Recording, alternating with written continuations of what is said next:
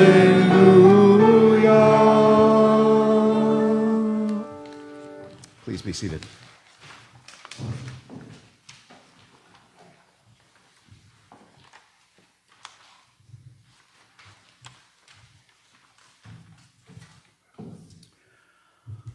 Love. It's an oft-used word these days. Some might even say it's overused. I'm not sure about that, but I do know it is misused and misunderstood. Jesus tells us today that we are to love each other just as he loved them, his followers here on earth. So what did Jesus mean by that? What did it mean to Jesus to love others? How did he love others? Where I think we misunderstand love is that we focus too much on feelings, on emotions. Our minds quickly turn to that warm, fuzzy feeling when you are around someone you love, or the butterflies inside, as well as some nausea, when you first fall romantically in love with someone. Or that peaceful, restful, safe feeling of a parent or guardian's love. Don't get me wrong, all those emotions are great, but I really don't think that's what Jesus was talking about, nor the author of these stories. Rarely, if ever, do biblical authors describe such emotions in relation to love or anything else, really. What they do is share with us people's actions.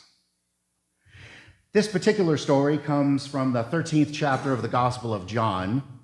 So let's take a quick look at what the author has shown of Jesus' love to this point. So, Jesus was the Word who came to us as light, shining in the darkness for all people.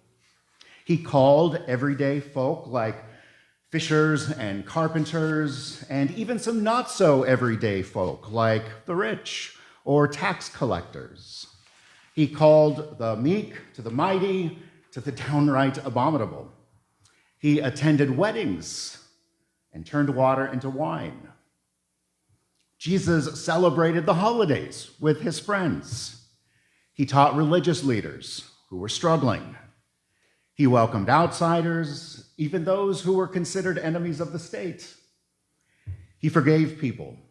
He raised people from the dead. He healed people. He didn't hesitate to break the law if it was the lesser of two evils. He pointed people to God. Jesus fed people, calmed storms, calmed hearts, taught people every chance that he got, and he told the best stories. He cried and mourned with people. Jesus lifted the lowly, such as women, widows, the sick, the poor, the outcast. All these things in just 12 chapters. But you know what really impressed me? Today's story, or at least what's implied. You have to connect the dots yourself so it can easily go unnoticed. But when Jesus says, love each other as I have loved you, he's not just talking about the last 12 chapters he's been with them, but also about what they had just witnessed moments prior. And what happened moments before this story? Well, they were celebrating their last Passover together, breaking bread one last time together, what we now celebrate as Holy Communion. And at the end of that meal, Judas is revealed as the betrayer. And what does Jesus do? Does he kick him out, yell at him, burst into tears, pudge him, sick his followers on him? He doesn't do any of those things. Instead, he feeds him anyway. gives him that morsel of bread anyway. But wait, let's back up a bit. Did Jesus feel like doing all those things to Judas? Yell, punch, cry, excommunicate? There is no reason to think he did not feel all those things and more. He was human after all, 100%. I am sure, I am positive with every fiber of my being that he fed Judas that night while he was angry and so hurt by Judas. But instead, he chose the way of love. And it wasn't a feeling, it was an action. Okay, so in addition to all those ways that Jesus showed his love in the first 12 chapters of John, the healing, feeding, caring, crying, being present with people, all those things, what would you add to that list? Here's what I would add. I'm not sure if you've ever noticed, but at the bottom of most of my emails is a quote from Luther's Small Catechism in regards to his explanation of the Eighth Commandment. He writes, "Come to your neighbor's defense, speak well of them, and interpret everything they do in the best possible light." I think that's worth repeating.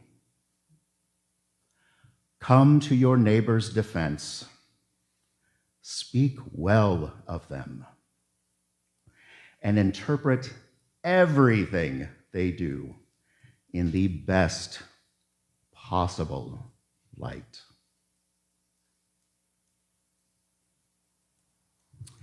I cannot think of a more profound or impactful way of following Christ's command to love one another as Christ loves us than that. Imagine a world, if you even can, where we practice that every day. Now, I realize today's sermon was extra short, but wouldn't you agree that that's enough for us to work on this week? Yes. And maybe for the rest of our lives? I don't know, I do.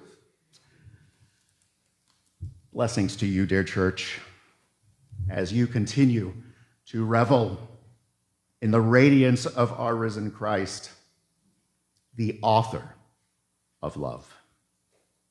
Amen. Thanks be to God. Amen. Amen. Amen.